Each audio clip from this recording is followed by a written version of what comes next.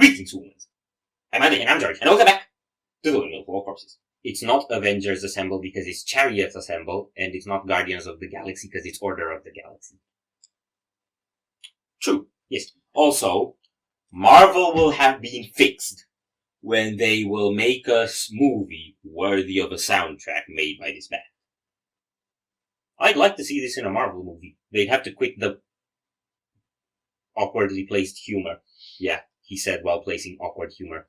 Yeah, we heard Assemble the Chariots once before. It was called Empress, the song.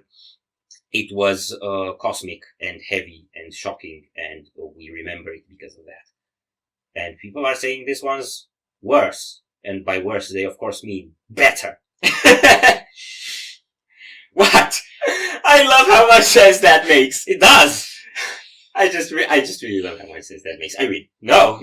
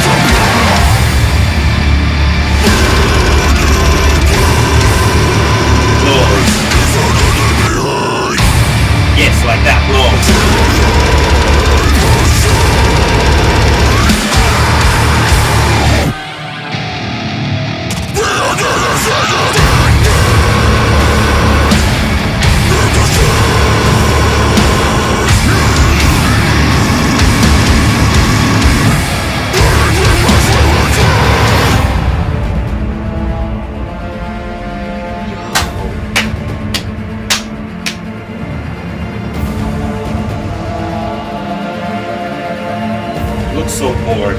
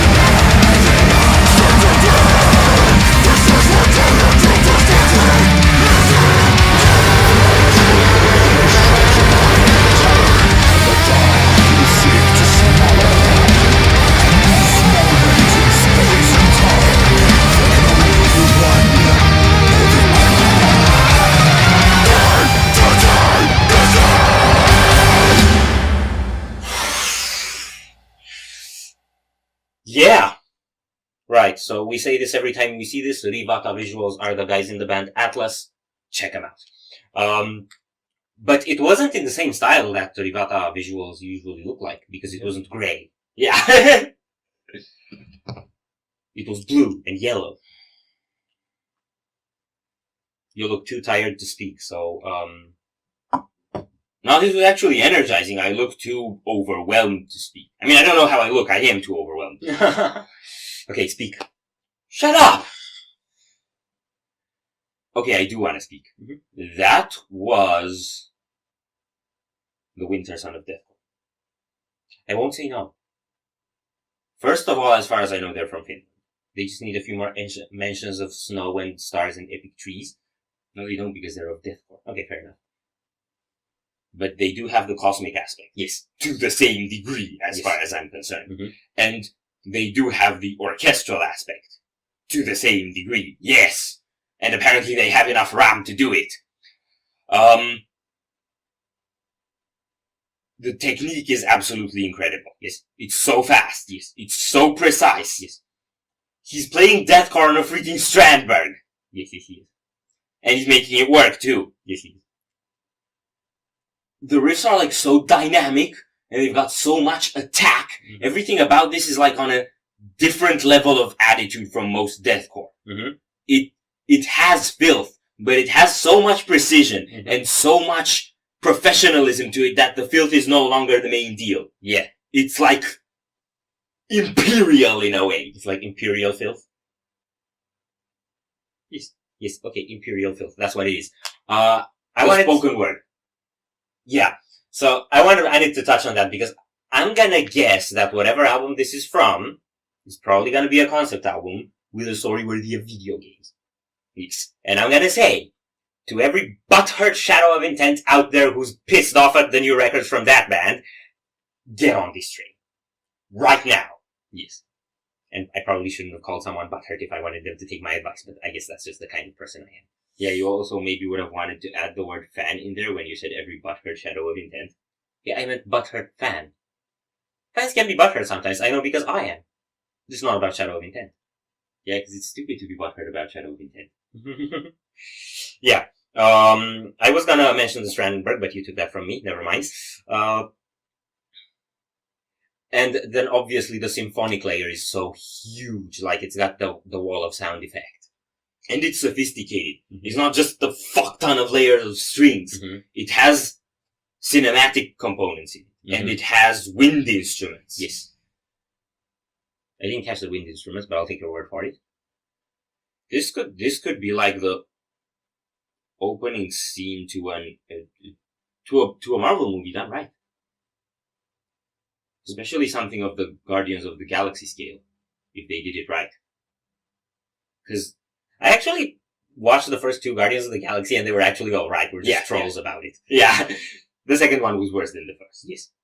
As is usually the case. Who would have thought you could get something like this from IKEA Chariots? This reaction was going so well. I know. I'm sorry. Then IKEA happened. I can't help it. The vocalist guy looks like a villain. He does? But like like a charismatic one. Like the kind of villain that can get you rooting for him. Huh. I was gonna say he looks like the kind of guy who I'd like to go to a beer with. A villain who's gonna get you rooting for him could do that. If we ever see you live, I'm buying you a beer. Dude, he has a cape. He has to be a villain. No, he doesn't. He didn't have a cape. I think he did have a cape, but that doesn't mean that he has to be a villain. But villains have capes. So does Superman. Yeah, but that one's red. Doesn't matter, it's a cape.